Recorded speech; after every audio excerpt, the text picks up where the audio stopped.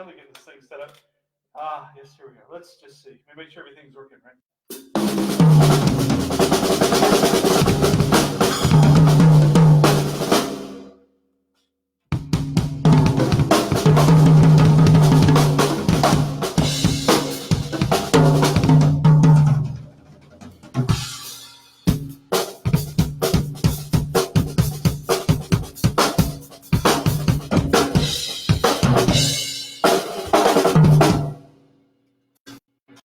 Okay, cool. Everything seems to be all right. Everything but my hands. They'll come together as we do this. Hope everybody's doing well tonight. Staying safe from the COVID-19 quarantine week 9 here in LA. And it looks like we've got at least 6 more weeks of government mandated lockdown from what I can tell. So I'm glad I've got the studio and everything's up and running and sounding pretty good in here. Running tonight's session through the EAD 10 rig, which I'm really liking. I'm starting to get to know it. I keep defaulting to several of the same patches just because they're fun. For instance, let me show you this one. Yeah, this one's called, it's 1985. That's what it's called. And every time I put it on here, I keep thinking of Phil Collins doing his thing. He didn't hit his sticks good.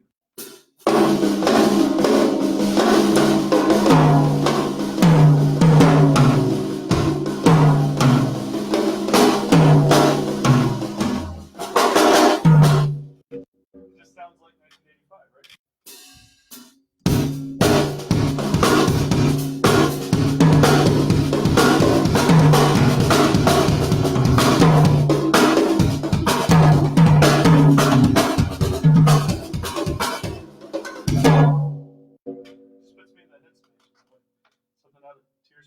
Or whatever, you know, I could totally do that whole. Oh, that's funny, Patrick. See, just for that, not gonna happen. See, that was the step. That's the line. Oh, get it. I'm on it. Believe it or not, it's in a box at this point. Anyway, so tonight I thought I'd talk to you guys about the ergonomics of the drums. Why? Because I have been beating my head against the wall with the big rig. This, of course, is my bigger setup. I occasionally go even bigger with a snare drum over here on the left, and or a tom over here. It's once in a great while. I don't know if you can see it. Yeah, you can see it back here. Once in a great while, that 20-inch kick drum that's sitting on the bottom of the stack over there becomes a gong drum that gets mounted right here. But that's just ludicrous. Anyway, it's made me think a lot about the setup because all that I wanted to do, I'm going to be doing yeah. Hey, what's up, Charles? I hope everything's good in South Africa, man. You guys, it's Wednesday there, yeah? Patrick. What time is it there, Charles? It's what, 8 o'clock there? 8 a.m. tomorrow, I think. Anyway, so what I wanted to do, I had my standard 10, 13, 15, 16, and let me start with that. My drum sizes, 8, 10, 13, 15, 16. I have never met a 12-inch tom that I like. I have one, but I don't use it very often. I also have a 14-inch floor tom.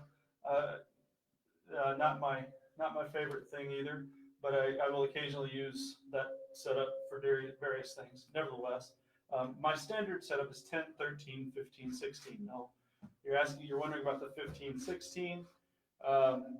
Because DW and John Good, I actually sat down with John and we talked about depths and how they affect the overall pitch and whatnot in grain structure. So he was able to get a 15 and a 16 to sound substantially different from one another from a fundamental, just to show you.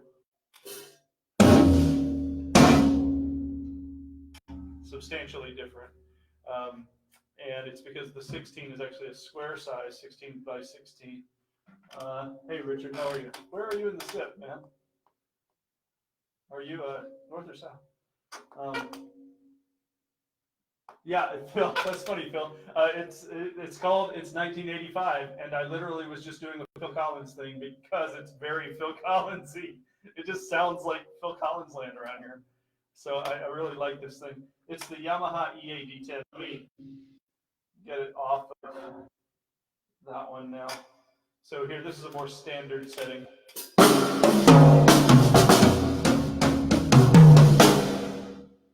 Right, a little more standard. Sorry.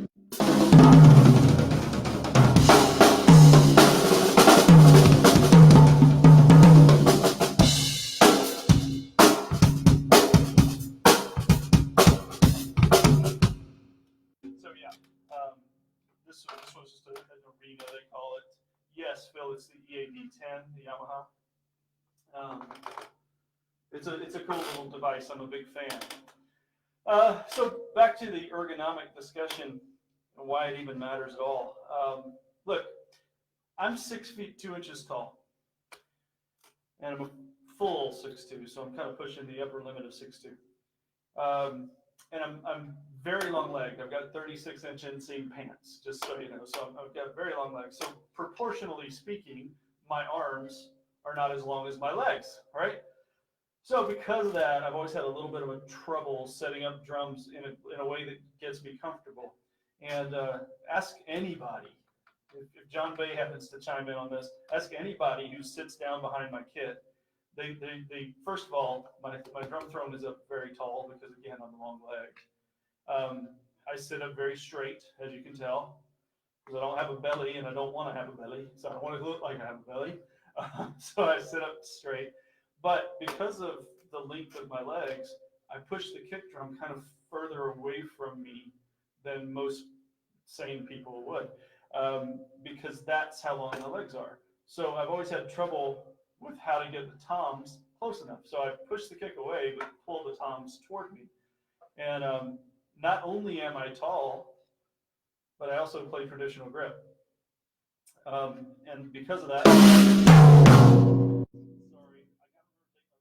I got to take my foot off the pedal before I hit the drum. Sorry about that. So because I play traditional grip, I run across this problem of long legs, pushing the kick drum, pulling the toms. Oh, by the way, I need some different angles than match grip guys do. So it has created quite an ergonomic situation for me through the years. And because of that, I prefer the look of stands, but the functionality of a rack is really better for me. And then a week ago, I was asked to do one of those videos that everybody seems to be doing these days. And it's a pretty serious piece of music. I'll let you guys know when we get it done. And it requires actually 6 toms in the recording. I just didn't want to make room for 6. I've got 6, but I didn't want to make room. So I'm going to do it with 5. All that I really wanted to do was add the 8 for that high end voice. And wow, did that create some problems all of a sudden, because I was running a very slim line stealth rack, side, nothing in the front, because I really don't like front bars going across my kit, visually speaking. So I realized I was going to have to do that no matter what. Man, that's famous. Yeah, that's what I'm talking about, squeaky thumb. Anyway, I realized I was going to have to put the bar across the front. So how do I make the best use of that? And what I did was I got my pipe cutter out and immediately started cutting pipes to the exact length that I want. Now, some friends of mine have always panicked over that, but if a pipe needs to be shorter, I cut the freaking thing off. I don't like extraneous stuff on my kit. So, you know, in the past, a hi-hat rod might be this long, chop that sucker off. If a cymbal arm is too long, it's gone. And so the front bar, I actually cut about 9.5 inches off of it so that it hugs the bass drum a little better. You can't see it, obviously, but you can at least, I can get a look at the kit being a little smaller and more compact that way. So that's what I'm doing now, is I've got the longer curved bar up front, but it's closer to the edges of my kick drum. And then it became a question of how to place the toms, because again, I don't want a front bar obstructing this gorgeous finish. You can see how beautiful these drums are. I don't want a bar going across that if I can help it. So I maxed out the height of each tom holder, tom arm. It's literally sitting right at the edge of sanity. And that was the only way I could get the height that I needed on the toms, along with the push for the kick drum and the pull of the toms, so that when I come at it with my traditional left hand, I can actually get to everything.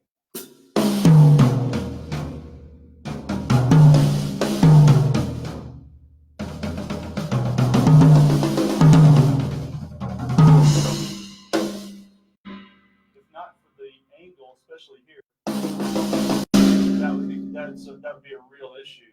Which is why I often, if I do play match grip, I find myself hitting the rim fairly regularly, because it's set up very ergonomically for this. Anyway, what does this all mean? Why am I harping on this? Because so many times I see guys, even really famous guys, with their kits set up in ways that just don't make a lot of visual sense to me. And I'll never forget, I was at Ndugu Chancellor's place many, many years ago before he passed on. And Ndugu, just those of you that don't know who he was, he played on Beat It. Yeah, among 1,000 other things. But all you need to know is he played Beat It for Michael Jackson and move on. But he was, he had a tendency to set his ride cymbal up here, like really high, way off the camera high. And his crash cymbals also, and his ride cymbal would be angled like this, almost flat. And so I asked him about it, and he said, well, sit down. And what happened was, all of a sudden, I realized what was going on. His arm was never reaching out. It was always bent. So for him, he was playing it right here. And it was perfectly comfortable for him, and it made perfect sense to me when I watched him do it. The same is true of hi-hats. His hi-hat was at a slightly different position than I expected it to be. So it's like, all right, well, let's see what that's about, you know? So for me, again, because I'm tall and short-armed and long-legged and all that stuff, I had to figure out how to make this whole thing flow with so many pieces, since I'm doing this particular thing next week. And I ultimately found that my ride cymbal is a little higher than you might expect, because, because of, like Ndugu showed me, I don't want my arm to be reaching out. Some of you guys know this, most of you probably don't, but about 10 years ago, I had a really serious problem with my right elbow. It was so bad that I couldn't pick up a bottle of water. That's how bad my arm had gotten, because I had my ride cymbal sticking out here. That far out. Wasn't much of a change, but every time I hit the ride, that tendon was just creating essentially a saw blade out of the bone, and it was ugly. It took me a year of physical therapy to get my arm working again. Nevertheless, I learned about keeping everything within my body framework. You don't ever want to reach out to get to things. Nothing that you have to spend any time on, like a ride cymbal or a hi-hat. So check this out. Ride cymbals here. So is the hi-hat. So if I decide to switch from one to the other, watch how little my arm actually has to move. It's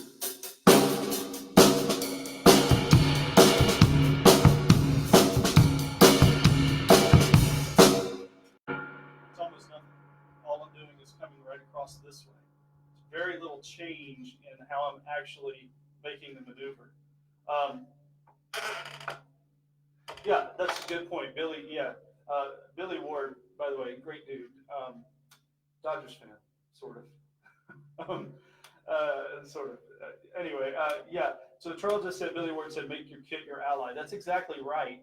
And in fact, Billy is a proponent of this tom being at one level and the next one being a little lower and the next one a little lower and so on, because that's the way that your body tends to move, is downhill. And there's some truth to that. And you can't tell, but that's exactly what I've got going on here. This one is my highest physically, and down a half little bit from there, and a half little bit from there.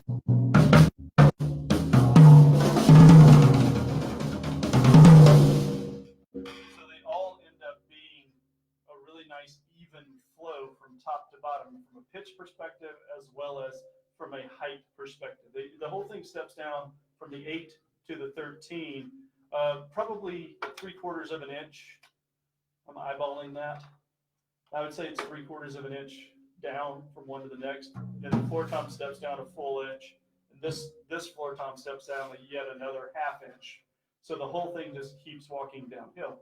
And that makes for getting around the bigger kit like this quite a bit easier.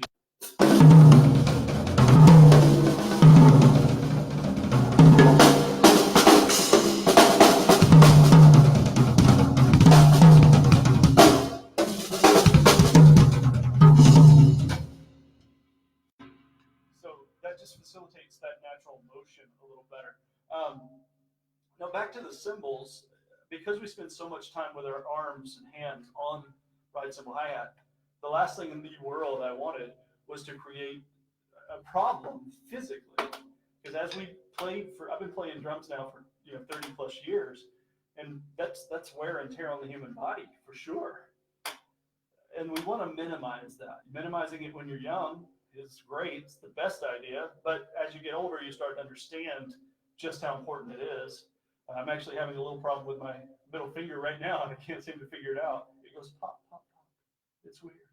It pops. Just pop, pop, pop, pop, pop every time I move it. Anyway, so with the ride cymbal, this, by the way, is a 23 inch K Custom Special Dry, very, very dry sounding ride.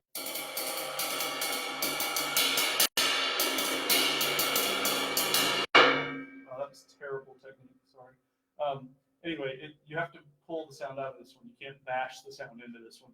Over here, I have a 19-inch SoundLab prototype that is, it's actually one of the earliest cluster crashes is what it is. It's a 19-inch cluster crash when they were in the prototypes phase. This is an 18, I think. 18-inch K Suite here. Sound effects, 10-inch splash with all the holes. This is an 8-inch prototype splash as well, and 13-inch. I'm so in love with my 13s again. 13-inch K Custom dark hi-hat on the top with a K Custom master sound on the bottom.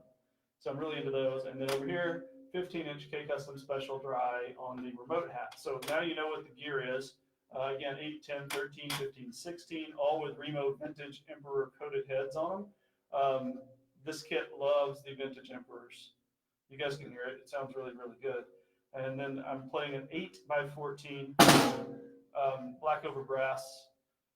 Yeah, is that what that is? Yeah. That's an 8x14 black over brass DW collectors with also with a coated vintage Emperor. I've never used a 2-ply.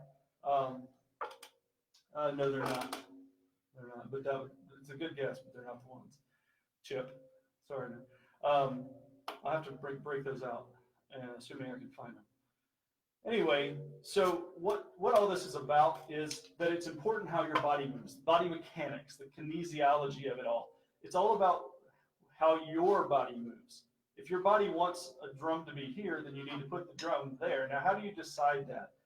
The easiest way for me is what I call the power point. What's this?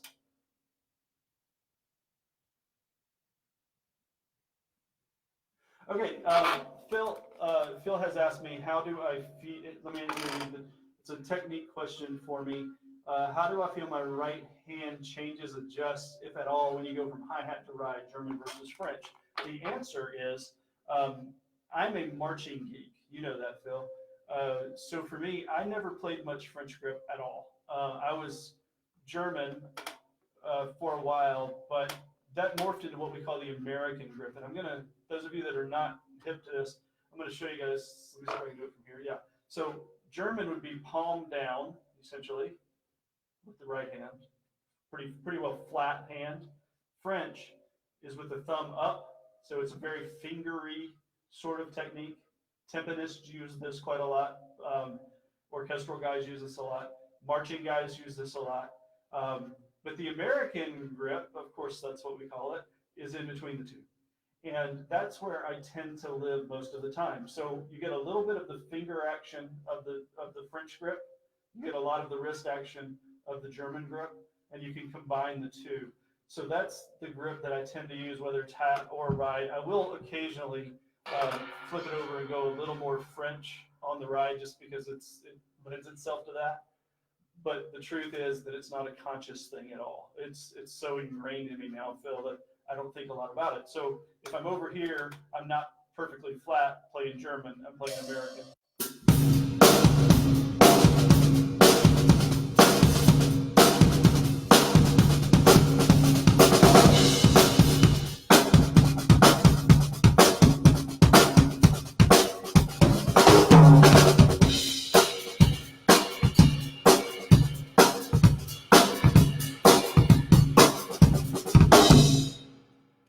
Like that.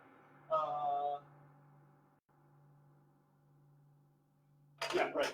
So yeah, you got it. It will tend to move a little more thumbs up over here, but it's really not a conscious thing. I'm not a big fan of it for me, because I do typically, look, the fact is, being a marching geek, I have always beaten the sound into the drums. So through the years, I've been learning to pull the sound out of a drum. It's been a really substantially difficult change for me. One that I resisted, I might tell you. But I'm a very powerful player because of all the marching stuff. It's got very little to do with me. It's because I spent so many years playing 8 on a hand on Kevlar heads. And the concept of consciously switching to French doesn't really come across my mind. It is much more the American thing. And by the way, I do open up here when I go to ride a little more, because I typically keep this fairly closed. But when I go to ride, that does tend to open a little more. So that relaxes things, technically speaking, as well. Is that making sense? I hope it is. Hope I've answered your question too. So, the ergonomics of that, just for the record, that's what makes this so interesting to me, because with the hi-hat and the ride being on the same playing plane, take a look, I'm not changing the height of my stick, but I'm in exactly the same spot on the cymbals.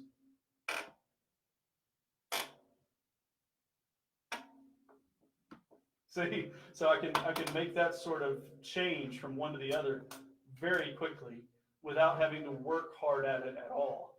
Now, obviously, if I'm on the hi-hat, I might want to play it up here or in the middle or out here on the edge. And ride, of course, we've got all sorts of different surfaces on the ride that we can play. So there will be some changes, but the overall is that I wanted them on the same plane. And if I extend that plane further, there's that, right? So suddenly I've got 3 different ride surfaces all in the same plane.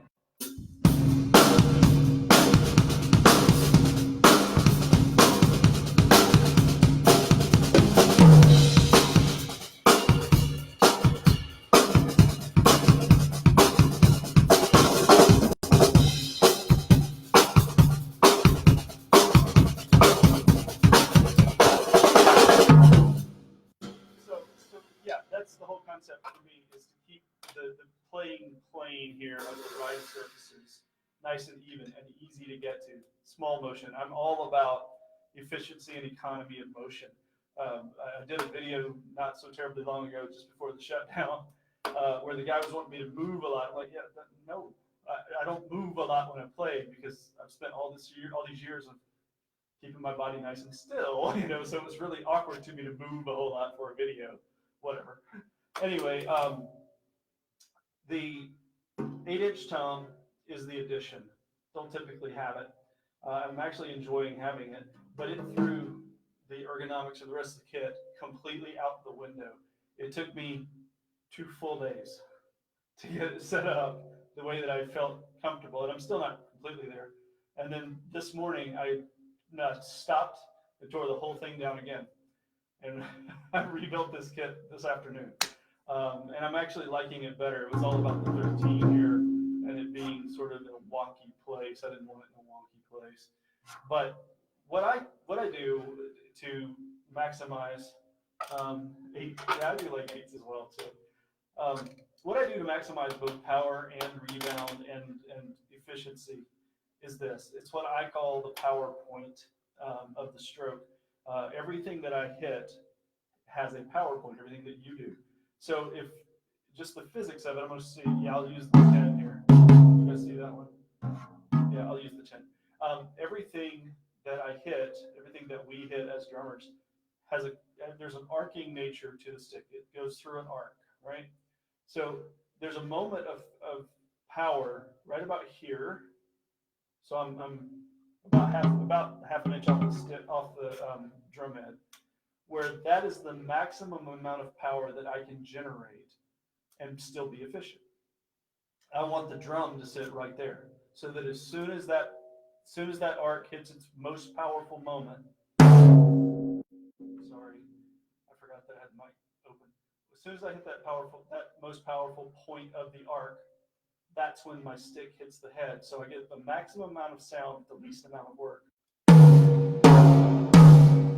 The same is true with each one of the toms.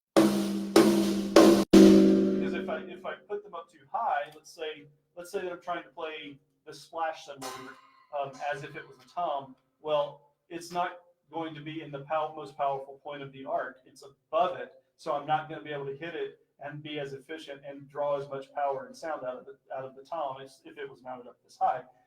That's one of the reasons why cymbals work in this particular part, because you don't want to hit them as hard, and glancing blows and all of that. So keeping the cymbals at a particular level where they are getting to glance the upper part of the arc instead of the power point of the arc. And again, this is just my turn. That's going to save your cymbal life. It's going to save your arms and hands. It's going to help you have a longer playing career. And the same is certainly true with drumhead life. I mean, I'm fortunate that I'm with Remo, and they take very, very good care of me with drumheads. And I love the whole gang at Remo. Roger, I saw you locked on. I didn't want to call you out, but hi, man. I hope that you're enjoying this. But the product is fantastic. The people are fantastic, so I'm really happy there. Same is true with DW too. But that's I don't want to be a product spokesman at the moment. Sorry. Anyway, drumhead life is also finite. So we want to be sure that we are not beating holes into the drum heads, etc. Oh, look, there's Mark Branson, yet another Remo guy. How you doing, Mark? That's why, if you've ever noticed, sometimes you'll notice that guys might hit their toms at a bit of a point. Well, that's because they've got them too low. There's this cool trend. I want my toms really low and flat. Okay, if that makes sense for you ergonomically, fine. If you're doing it because it looks cool, then that's really stupid. No way around it. Ultimately, you're costing yourself power, efficiency, economy, and motion, and you're creating a more difficult environment for you to play.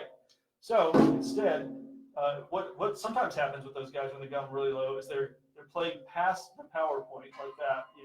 Imagining this is a tom. Okay, they're playing past it, so they might get a poke on the drum head, and they'll literally dig into the head, or they're going so far past it that they can't necessarily. I mean, many of them make it work, but it's not as efficient as it could be. So these guys that are incredibly fast could be even faster. I'm not that fast.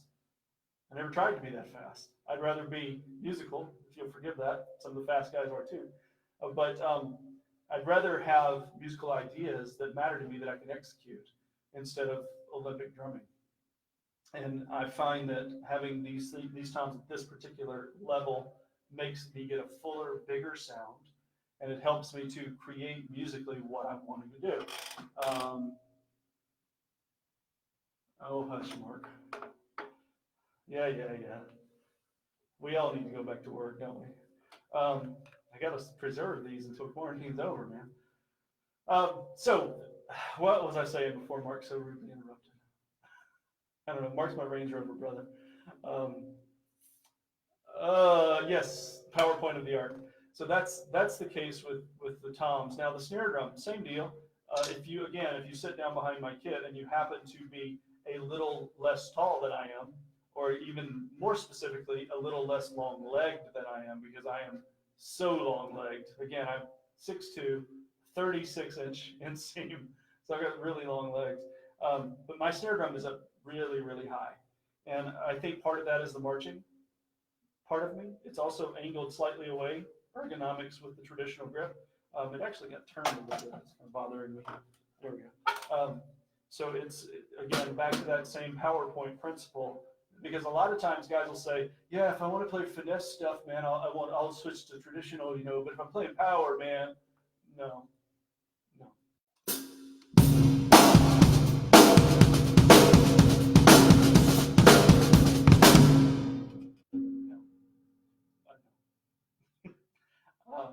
The whip and the traditional grip power thing will rip your head off if you let it. It'll rip your audience's head off if you let it. Because the angle of that coming in, if you're a traditional player, you know it. You know what I'm talking about. Let's see what's up with this. Oh, that's cool. I'm glad to hear that, Chip.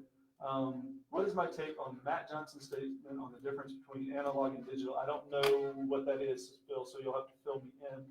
I'm not sure what he had to say about it, so I would be curious, but I definitely have thoughts on analog versus digital. There it is. I see you just posted it. Justin, if you had to sacrifice mic placement or instrument placement, which would you choose? Being a shorter drummer, I find it hard to position my drums as it is. Definitely my toms low and flat, or my feet don't reach the pedals. Come on, Justin. I know you, man. You're not that short.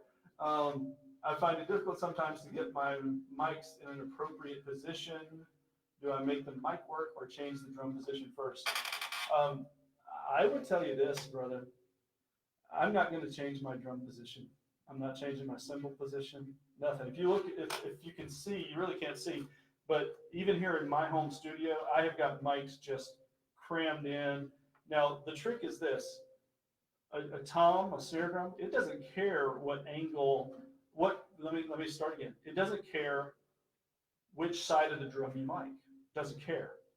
What it cares about is that you get the angle of the mic right. So let's say that I'm trying to come at the tom from this angle with the mic, and that's just not working. Okay, the mic doesn't care if I come from this angle, not at all. And in fact, right now, that's what's happening. This 8-inch tom mic is coming in from this angle, so is this 10-inch mic, because it's just how they work. Now the 13 is under here, and then you can almost see. Yeah, see, I don't have my new Sennheisers yet either, but these guys are easy, obviously. And then the snare mic over here, it's on the standard typical. Let me do this so you can see it. You see that? This is the, you can almost see it. Yeah. Okay. So that's the tail. Those are the mic capsules of the snare mic that's being captured there. So you can kind of see that. But that's coming in at a nice rake.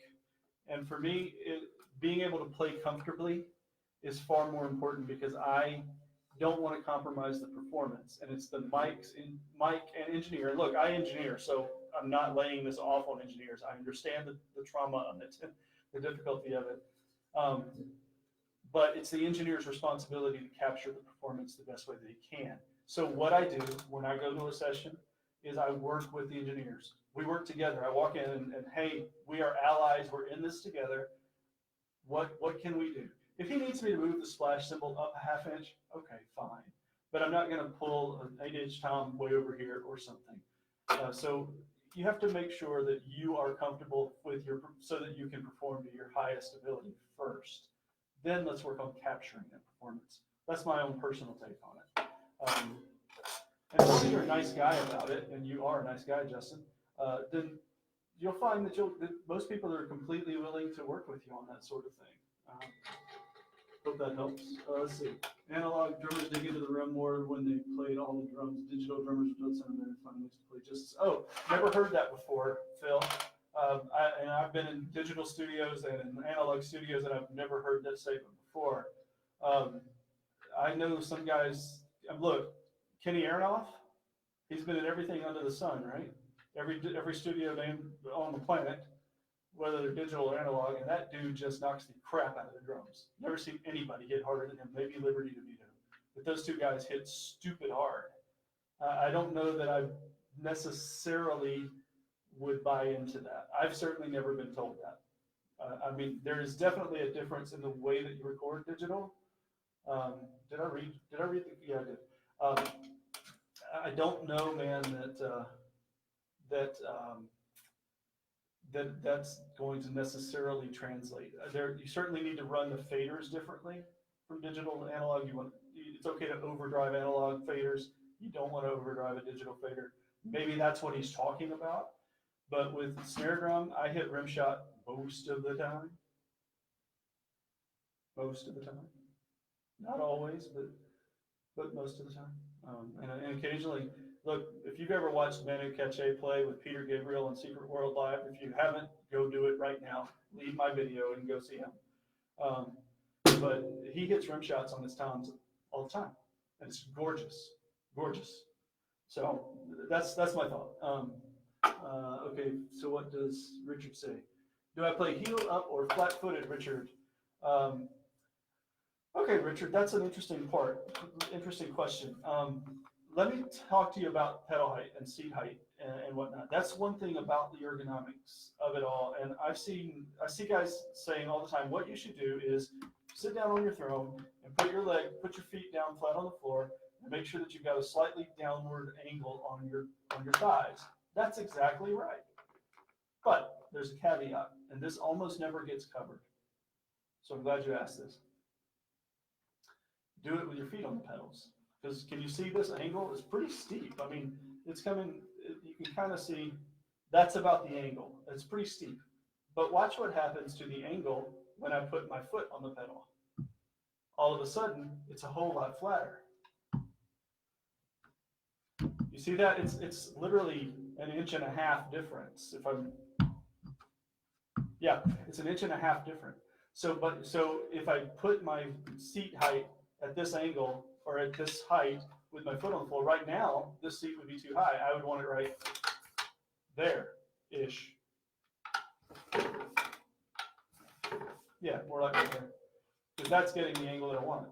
But because I do this with my feet on the pedals, I want the seat to be right about there. You see the downward angle? Now, to answer your question, foot pedal technique is a never-ending challenge for me because I'm fascinated by it. I have long been a proponent of pull a beater off the bass drum because I want to get the full sound of the bass drum. Well, about 3 weeks ago, I decided to start digging in. And why? Because I want to master that sound. It's two different sounds, right? So that's digging in.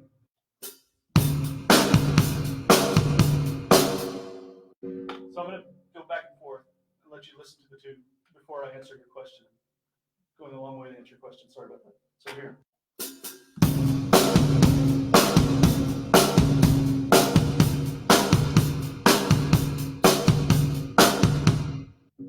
you hear the difference in the two? When I let the beater come off the head, the bass drum is much fuller, much bigger sounding. However, when I dig the beater into the head, it's a more pointed sound, a more urgent sound. So I wanted to have control over those. Now, the answer to your question is, I raise my heel about that much. I don't raise it super high. My heel is just kind of hovering above the heel plate, 1 inch. It's really, I wish I had a camera down there, but I don't. I'll have to do that for next time. Anyway, but one of the things I do is I play pretty far back on the footboard. I'm halfway back on the footboard, and this is a long board. These are the DWMDD, the direct drive, machine direct drives. So I'm pretty far back on the long footboard, and that is how I get both power and control. Having my heel up rather, about this far, gives me a bit of power from the leg. Sorry, I gotta take my foot off before I do this. Sorry. Using the whole leg, but it also gives me the ability to very quickly drop my heel if I want to pull back and get a different sound out of the drum, like this.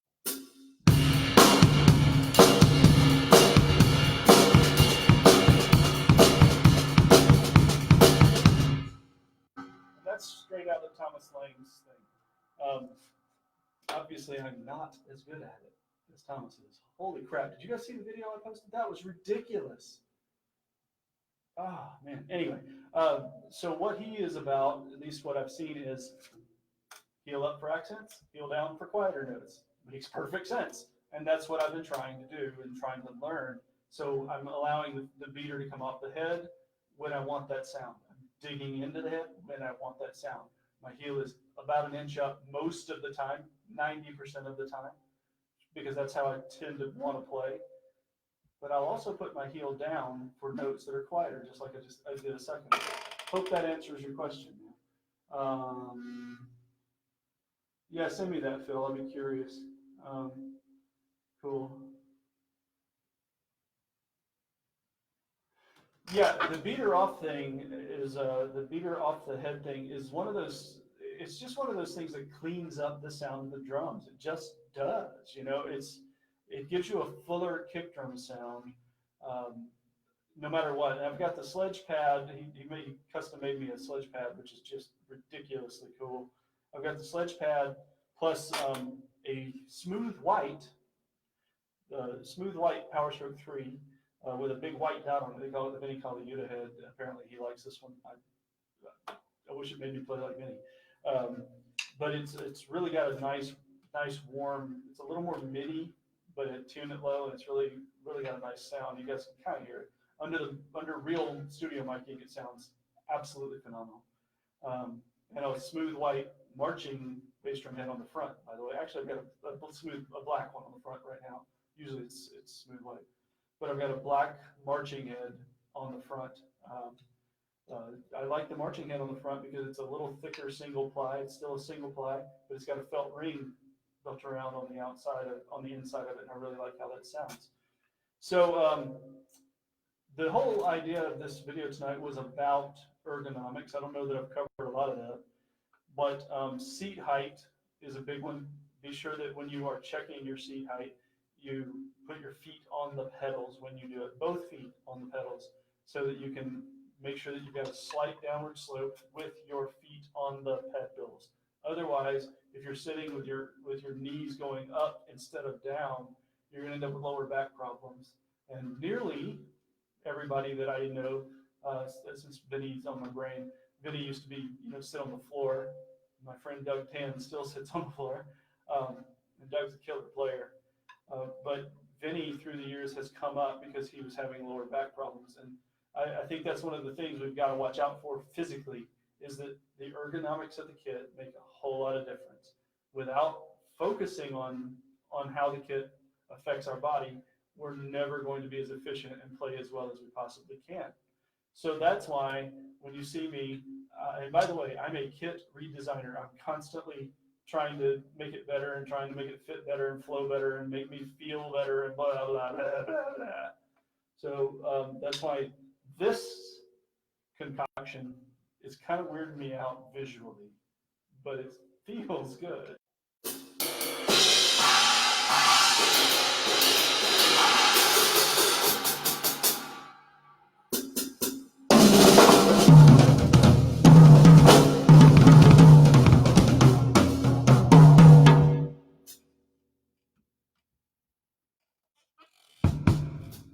Sorry, I kicked over my instrument pedal.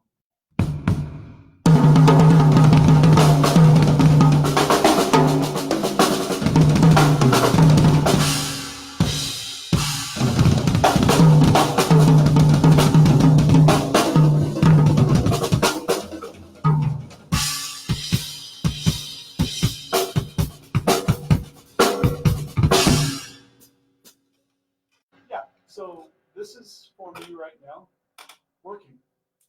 And I hope it continues to do so. I just have to go back to this. Where is it? This one. I just like this one.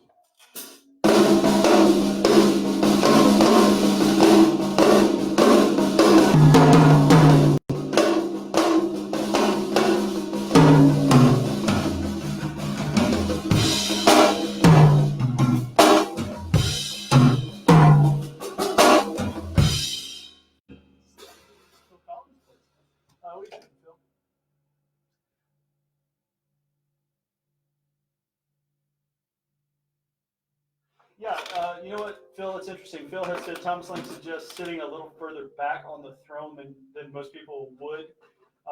Have your thighs resting on the throne and Phil says he tried it and loves it a lot. Actually, I do that naturally. Although I am using a tractor style throne these days, so it's got cutouts, and I'm a big fan of the back. I always want to have a back on my throne, not because I'm leaning back when I'm playing, but between songs, I can just chill a little bit. That helps a lot. So yes, I've seen him talk about that a bit, having your body a little further back on the throne. I'm not an edge of the throne guy at all. I like to sit into the throne. And by the way, parents, if you happen across this video and you stay with it for an hour talking about ergonomics of drum set, when you buy your kids a drum set, buy them a good throne. Don't pay $900 or whatever on a beginner drum set and then skimp on the drum throne. It's a stool. What does it matter? It matters, because that's where your kid's going to be sitting to practice. And if they're not comfortable, guess what they're not going to do? They're not going to practice. So be sure that you spend some money, get a good throne. Your kid's booty will thank you for it. And so will their back and legs, and they'll end up getting more out of it as well. Because I was talking to Hagen Kahn the other day, one of my drum camp guys. He was asking me about drum thrones, and I said, you know, I bought a really great drum throne in 2001, and it toured the United States with me multiple times. It did, I don't know how many studio dates. It was under buses, it was in vans, it was in trunks, and that thing didn't give up on me until about 4 years ago. I was in a studio session, and it was really squeaking. This one's squeaking because I don't have it tight, but the other one was squeaking because it was about to give up. So it lasted me almost 15 years with I don't know how many thousand shows. I mean, so buy a good throne. That's what's a couple $100 if you're gonna spend the money on a drum set anyway. Spend the money on a throne. Okay, enough of that.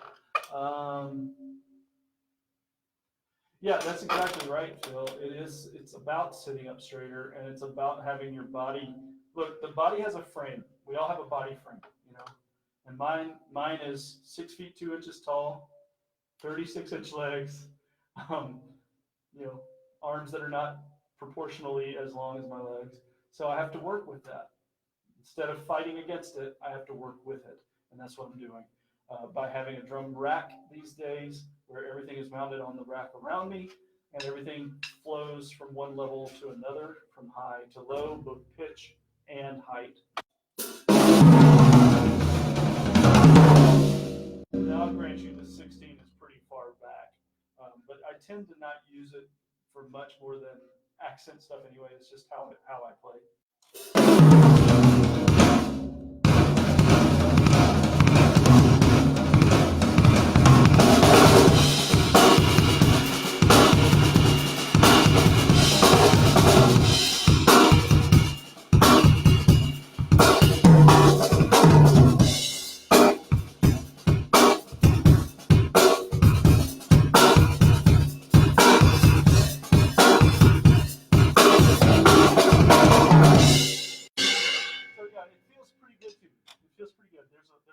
Something in the hi-hat. It's not quite exactly where I want it. I think I'm going to want it a little taller. A little, but I haven't gotten there yet. Chip. Yeah, right. Chip says, take it from a man with a back disability. The throne matters. He's not kidding. Yeah. But I hope that you do get to play again soon, Chip. All right. Anybody else have any questions for me? Because I'm getting ready to wrap this puppy up and head toward some things. What we got? Yeah, I'm sure you can. Chip says he can play 3 times as long as he could with the crap factory bar stool. Yeah, I don't doubt that even a tiny little bit, man. I would be surprised if you couldn't. And even just sitting here for an hour doing this, I'm perfectly comfortable hanging out with you guys. So it's a lot better with a good throne. So again, back to the key concepts, and I'm going to wrap this thing up. Bass drum placement, for me, I push it a little further out because I'm long-legged. Don't be afraid to do that. Tom height, I want it at the peak moment of power. It's not that I'm trying to bang into the drum. In fact, I'm trying not to do that. And it's easier for me if I can reach it with efficiency of motion. Works a lot better for me. Sorry, I keep forgetting to take my foot off the mic. Right, so that's a nice, easy spot for me. I'm not working hard to get a full tone.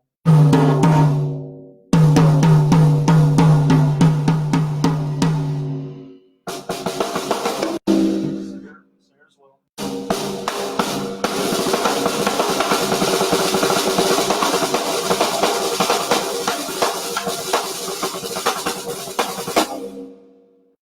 It's all nice and high. Everything is higher than you might expect.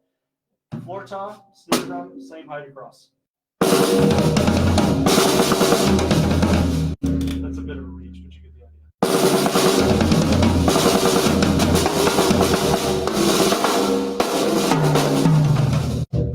That gives me everything that I need to be able to keep things in a nice, even plane. Floor toms, don't be reaching down for them, man. So many guys are way down here trying to get their floor tom. You got legs, by the way, this 15 and the 14 that's over there in the stack. DW made me some super long legs because the standard factory ones were not long enough. These legs are 27 inches long, if that tells you anything, because I wanted them up. So these are 27-inch legs. These are the typical 21 inch, I think. Anyway, they made these super long legs for me so that I can get my floor toms up where I want them. And again, I'm a tall guy, you know, and all that, so I get it. Snare drum, don't be reaching down for it. If you're hitting your leg when you're hitting the backbeat, your snare drum is too low. Unless you're Carter Beaufort, at which point, play a low snare drum, brother. That's true with mesh grip as well.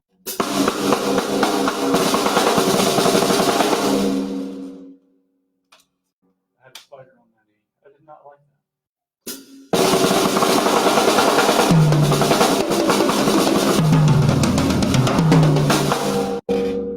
So again, keeping this all nice and high, I don't have to work very hard. And I'm not a great mesh grip player, as you see, but making this work for me is about height and angle. Yes, sir. What's Phil saying? What brand of hair gel is that? This is called Quarantine Special. Honestly, I did a little night swimming, got out of the pool, and came in here and just kind of did that with my hair when I got out of the pool. So I walked from my pool into the studio, sat down, and started the video. Funny that you mentioned that. Anyway, so that's the deal. And don't sit, I guess what I'm trying to tell you ultimately is don't sit too low. Don't keep your drums too low. Have the right height for your body. You're going to look a lot cooler if you can still be playing when you're 50 than if you had to stop at 30 because your back was killing you, right? Yeah. All right, gang. Thanks a ton. If you need anything, hit me up. I'm around. Thanks for everybody that joined in, and I'll see you next time. This video will be saved on here as well, and more late night learning. I'm going to try to do more of these. It's been a little challenging for me, so I'm going to try to do more of these in the future here. All right, Larry, you joined at just the wrong moment, brother man. I'm about to jump off, so you'll have to watch the video. Okay, guys, take care of yourself, and we'll see you next time.